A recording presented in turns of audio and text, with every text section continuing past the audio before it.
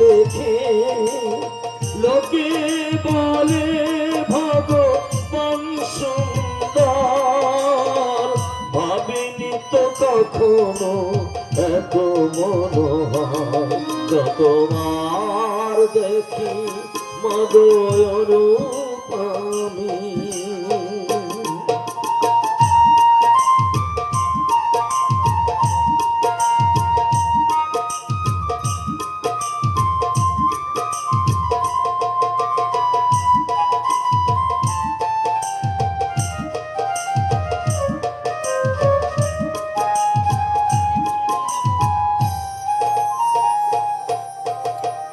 রজনী লুটায় মাগো চরণে তাহার, শুনেছি সে নাকি কৃপার সাগর।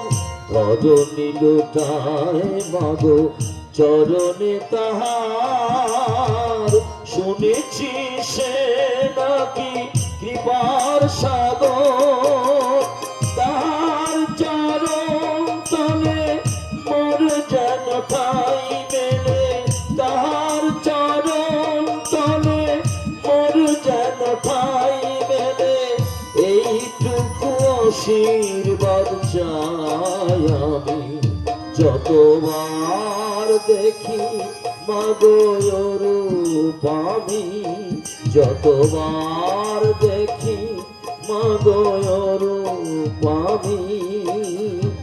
সাধু মেটে না মাগো তোমায় দেখে, লোকে বলে ভগবান সুন্দর, ভাবিনি তো কখনো এত মনোহর।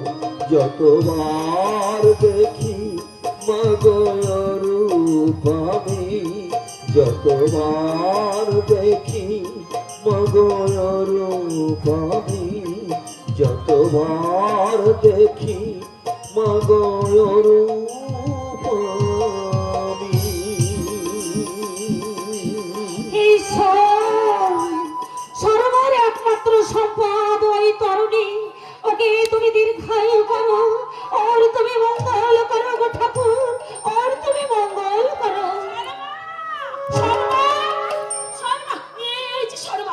কি হয়েছে দিদি, তুমি অমন করছো কেন?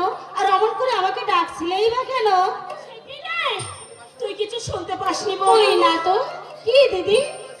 অমঙ্গলের অমঙ্গলের সুর। হ্যাঁ রে, আকাশে বাতাসে আমি স্পষ্ট শুনতে পেলাম এক নারীর করুণ কণ্ঠস্বর। কি বলছো দিদি? শুধু তাই নয়, আরো শুনতে পেলাম এই প্রকাশ্য দিনের আলোয় সকলে গৃহিণী বিভৎসভাবে চিৎকার করছে। বুঝতে পেরেছি দিদি, আমি সব কিছু বুঝতে পেরেছি। আজ দুদিন ধরে মহারাজ লঙ্কায় নেই, তাই তার চিন্তায় বিভোর হয়ে তুমি দিনের বেলায় ঘুমিয়ে ঘুমিয়ে দুঃস্বপ্ন দেখছো। না না, স্বপ্ন নয় বোন, স্বপ্ন নয়, সত্যি আমি সম্পূর্ণ জেগে থেকে দেখেছি। তাই বুঝি? ঠিক আছে, আমি এক্ষুনি তোমার দেবরকে বলতে যাচ্ছি। কি বলবি? বলবো শীঘ্র করে রাজবৈদ্যকে খবর দাও, লঙ্কেশ্বরীর অবস্থা ভালো নয়। দুদিন ধরে মহারাজকে দেখতে না পেয়ে লঙ্কেশ্বরীর মাথা কাছে গোল্লায় যেতে বসেছে। রহস্য করে আমায় উড়িয়ে দিচ্ছিস বোন। তাছাড়া কি করবো দিদি, একই প্রাসাদে তুমি আমি আমরা দুজন থাকি। তুমি একা কত কিছু দেখলে, কত কিছু শুনলে, অথচ আমি তার বিন্দু বিসর্গ কিছুই জানতে পারলাম না। কি করে জানবে বল? তোর মনে তোর অমঙ্গলের চিন্তা নেই? তোমার মনে এত চিন্তা কিসের শুনি? সে তুই বুঝবে না বোন, সে তুই বুঝবে না। রাজার ভয় হয়েও তোর সাথে প্রাণ তরঙ্গস না।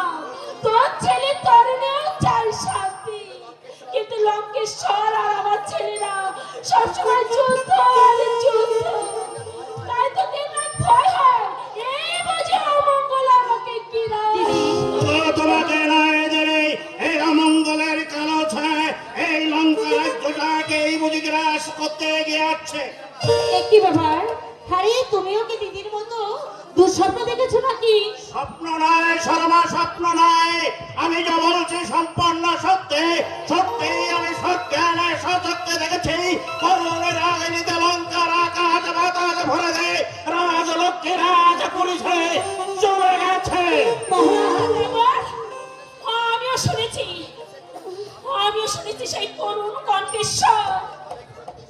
তবে কি সত্যি সত্যি সুখ ও সমৃদ্ধিতে ভরা এই কলঙ্কই অমঙ্গলের কালো ছায়া নেমে আসছে? কোনো সন্দেহ হচ্ছে সরমাম, আমি তো স্পষ্ট দেখতে পাচ্ছি রাজলক্ষ্মী যখন চলে গেছে তখন এরপর এখানে আর সুখ শান্তি বলে আর কিছুই থাকবে না। কিন্তু কেবল এমন হলো